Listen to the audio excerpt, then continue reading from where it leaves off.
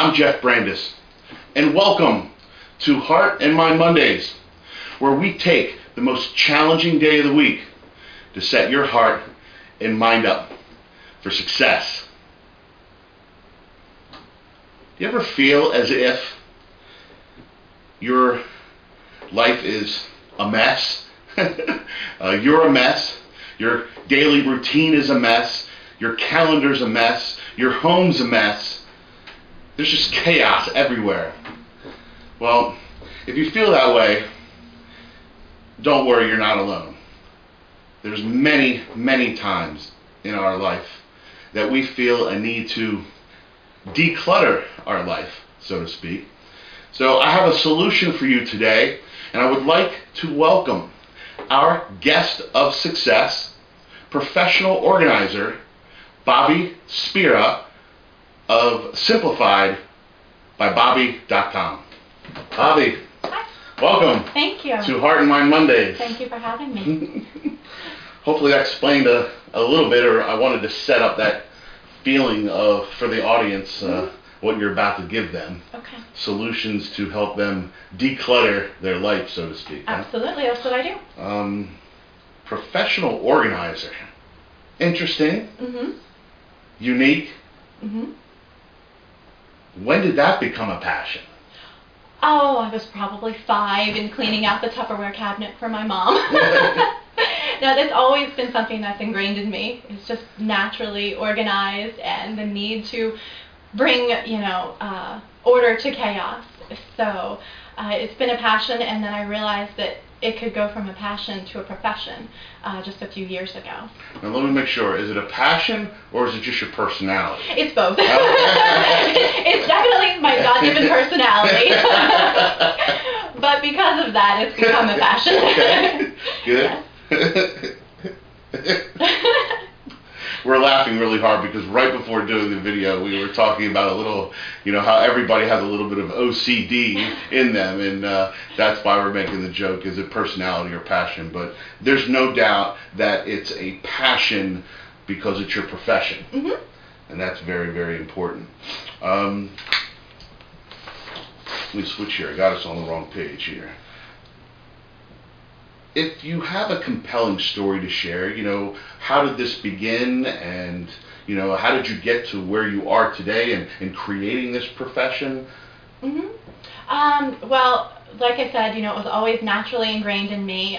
What I went to college for was business management with a focus in small business, so I knew appropriate, right? I knew I wanted to have some sort of business, but really thinking about what I wanted to do, what would be a good fit for me, but would also be helping others.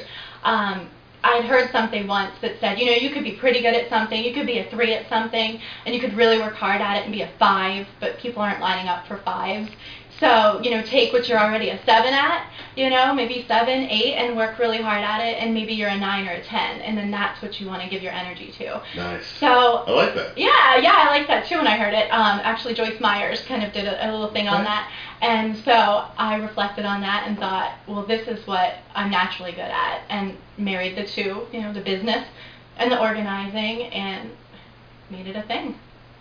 So, how I always talk about living the life of the heart and mind and following your intuition and doing what feels good to you, and that sounds like what you've done. Yes, absolutely. You're taking that 7 and you're making it and turning it into a 10. Turning it into a 10, and then it doesn't really feel like work when you're doing something that you love. There's always the business end of it, but it's not like going to work. It's going to just fuel your passion. So. I notice, ever since being an entrepreneur, that I don't even pay attention to a clock. I mean, I have to because I have appointments. Right. But I can be in my home office during the day for hours just writing or, working on things, and time is not a factor. Absolutely. When you do what you love and you love what you do, you don't pay attention. Time doesn't exist. And that's a whole nother mindset principle for another day. Even though you are a successful professional in your passion, everything's not always hunky-dory, is it? No. No, that's not life. There's times, we talked about this earlier before doing the video, that everyone sees our outside. They see our success side. and that's what I'm showing the audience today.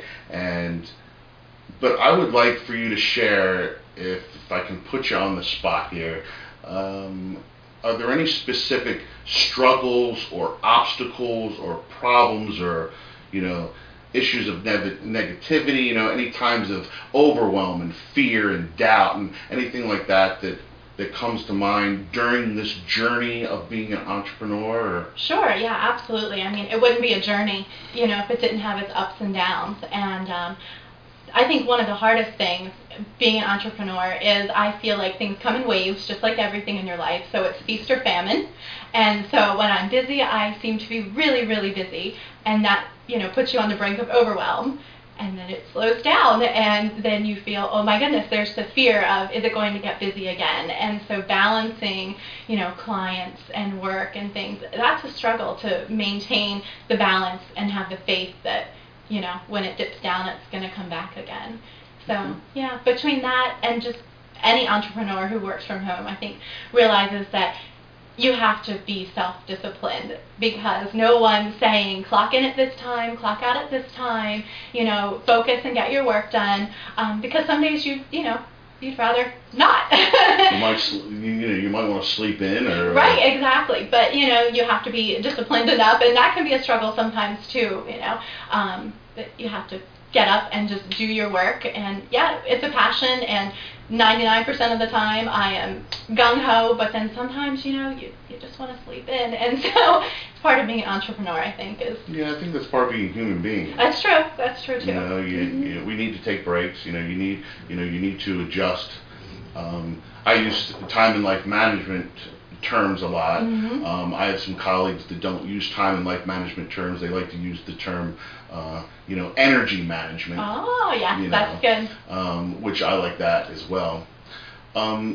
Has there anyone in your life, or any event in your life, has ever told you that you're not good enough, that you don't measure up, you don't have what it takes, or you are crazy creating this profession of helping people organize their lives? That's never gonna, you're never gonna get paid doing that or create a business out of that. Has anyone? Oh, absolutely. I mean, from friends and family, people who are close to you, because I think they feel like they can just tell you what's on their mind and not sugarcoat it. So, especially in the beginning, when people realized that I was doing this, and they thought, oh, well, it's a hobby, and then they said, you're really getting paid for that? People are going to pay. You think people are going to pay you for that? Or they'll misconstrue what I'm doing, and they'll think, oh, well, you're just a house cleaner. And I'll say, no, I don't clean houses. Organizing and time and home management is completely different. So yeah, I get poked at some for that. Did it ever reach a point where you actually kind of had a limiting belief, like that you questioned yourself? Maybe for moments. Okay. But ultimately, I'm one of those people who I say, I'm going to show you differently. So I'm going to push harder and show you that this can be, something that is successful. Okay. Yeah. Let's take a minute, and I want people to know. Once again, I want to repeat the website. It's simplifiedbybobby.com. Give the audience an idea, just a handful number of things about how you help them, maybe some specifics, that kind of thing. Okay. Well, my main source of services is hands-on organizing. And when I am hands-on organizing, that's essentially I go into the client's home, perform an assessment, we see what needs to be done, what they want to be done, and just realistically what can be done in their space or with their time, with their schedules. And then from there, it's hands-on sessions, right with the client, making decisions, saying, let's get everything out that's causing stress, let's go through it, we purge, simplify, pare down, put systems into place that are going to make sense for them, and, we just kind of tuck it all back in nicely, and less stress, less stuff. And then I usually work with them to maintain that and check in with them. Good. So, okay. Because, it's one thing to get organized. I always hear people say, well, I got organized once, but it's like the laundry. Then 3 months later, exactly, the room looks like a bomb. Bomb hit it or a tornado hit it. Right. You have to keep doing it. So you have to maintain it. But once you have a system that is in place that's going to work for you, it's a lot easier to maintain than if you're just trying to keep up and you're treading water. So that's the hands-on organizing. I also provide consulting services because sometimes clients will say, I can do it. I don't need somebody to hold my hand. I just don't know what to do. So then I'll come in and, it's like an assessment, but it's a bit longer. And so I'll say, more or less like an outline. Yeah, I'll say this is exactly step by step what you need to do. Here are product recommendations, places where you can get these things. And then they have contact with me, via email or phone or whichever, to follow up if they have questions as they're going through the process themselves. So. Yeah. If you're looking for specific program offers and consulting services, again, make sure you go to simplifiedbybobby.com, and that way you can take your time and you can look over the specifics and see how the program offers kind of unfold and take place for you, and hopefully you resonate with that. Bobbie, what is your definition of success? When you hear the word success, what does that mean to you? Okay, well, I think it's twofold. One, because I know as a business to have success, I need to have income coming in. It has to support my business, or else I feel like it's a hobby. And, I want a successful business. So the one part is, bringing in the income and supporting the business. But the more important part is that I'm helping people. And so, regardless of the money, I do feel successful because I'm making a difference in people's lives. And in turn, that makes me happy, just knowing that I could make a difference. I have clients contact me down the road and say, oh my gosh, I just did, whichever I had to go through and get papers out of my office, and it was so easy, and before it would have been a nightmare and taken so much longer. And just those affirmations, knowing that I made a little bit of difference, or, getting their kids ready for school in the morning. I mean, it's a big thing to people, or just getting through their day smoothly. That is success to me, just knowing I've made a difference and I've helped somebody else. Yeah, nothing warms my heart more when you have an idea that you've played an important role in someone's life. Mm-hmm. Yeah, that feels good. That's why we do what we do. Yeah. And I think the rest of it falls into place. Mm-hmm. I think if our focus is on that, sometimes we do, as entrepreneurs, you do worry about your revenue, right, and if you're going to cover everything from expenses to making a profit. I mean, you don't run a non-profit organization. Right. There's many of those out there, mm-hmm, but you're in business to make money and make a profit, and which is a good thing because that's going to help you grow and expand as an individual and as a business. Mm-hmm. And I think the more you grow and expand, the more you're able to help people. Exactly. See, it comes back down to that, and some people forget that. They just think of the dollar signs, but the more money you can make is a great thing because that way you can help more people. Exactly. That way. And when I started, I would say that, I wasn't focused on the money. I thought, let me just see if I can do this. Let me see if I can help people. And then, if it progresses into a profitable business, then that's wonderful.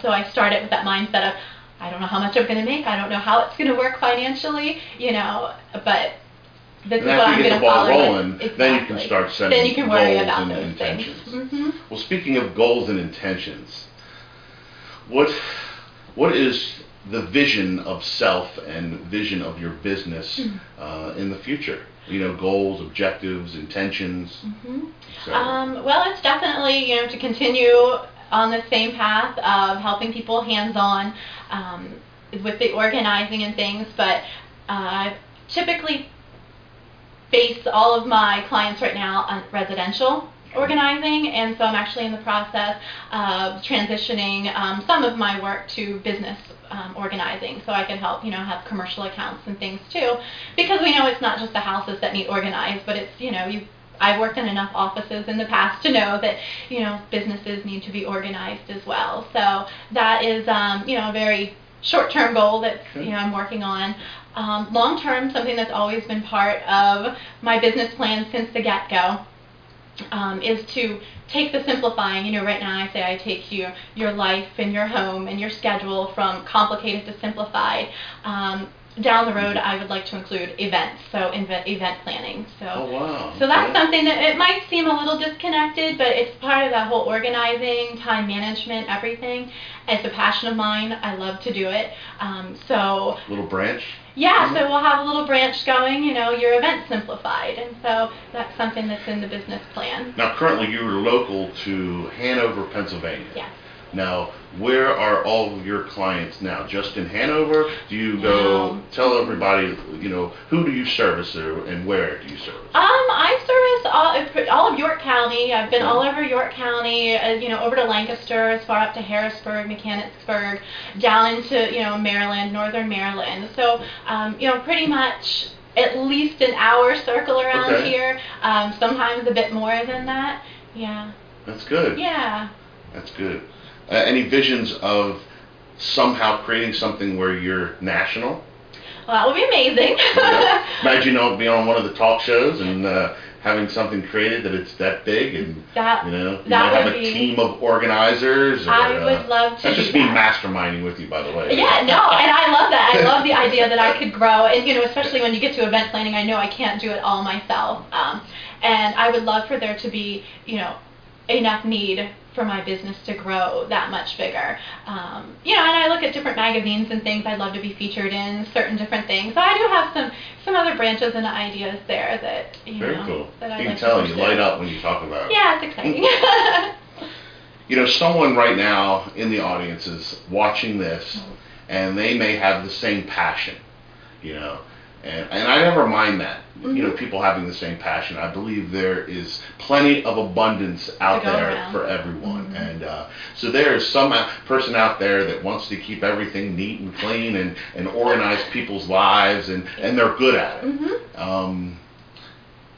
Any words of wisdom for them to maybe help them, get started or to get their feet off the ground to create something? Sure. I was really surprised when I started this business of how many people reached out to me with that exact idea that, wow, I didn't know that this could be a business. I'm interested in that too. So I've consulted with a good number of people on that, and I think the main thing is that you need to realize that it is a business that you're running, because it's that seeing things from the outside again. People see me go and I organize, and wow, that looks really fun, and you pick out containers or whatever.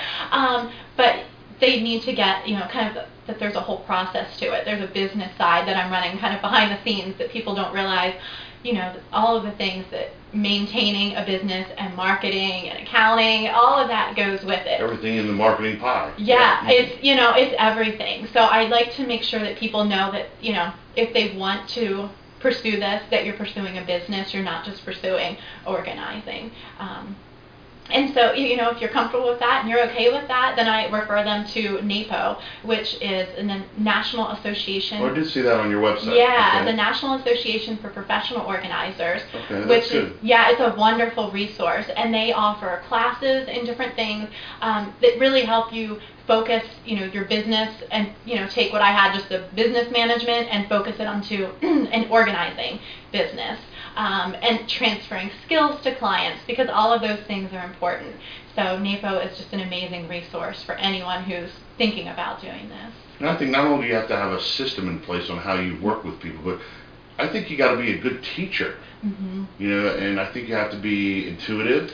You have to kind of have to feel their energy and aura and how they like to do things. Oh yes, it's a lot about reading people, and a lot of Q&A of how are they working, how does their mind work, because I could come in and do something one way, but you might think completely different. So it's not you're not setting up things how you like it. No. You're setting up things how it works best for the client. Right, because that wouldn't be successful if they couldn't maintain it once I leave.